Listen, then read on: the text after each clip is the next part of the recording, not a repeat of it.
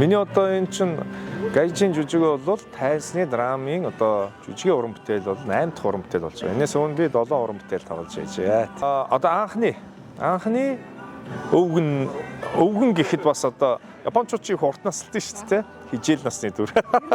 Манай Баленсиага ганц үг хах үтэй ирч одоо.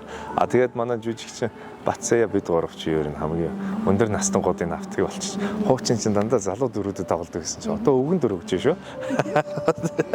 Хамархан дүр гэж байхгүй. Тэгэхээр одоо эн чинь 60 гаруй насны танихдахгүй болтлоо сайн хувирч чадах нь миний хувьд одоо гол юм шиг санагддаг байсан бол өнөөдөр зүгээр дотроос энэ хүний дүр амьдрах нь илүү чухал. Тий.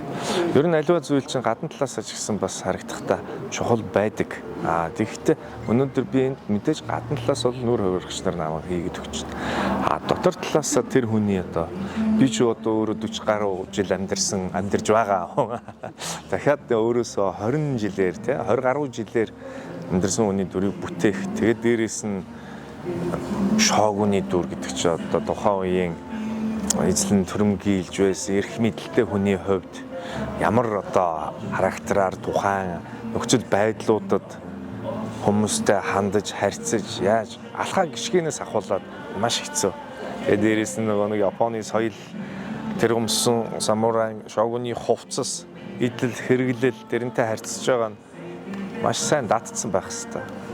Гутлаг ихтэл одоо бид нар энгийн гутал өмсч болохгүй модон гутал өмсөх хэрэгтэй гэдэл одоо шаардлага тавьж байгаа.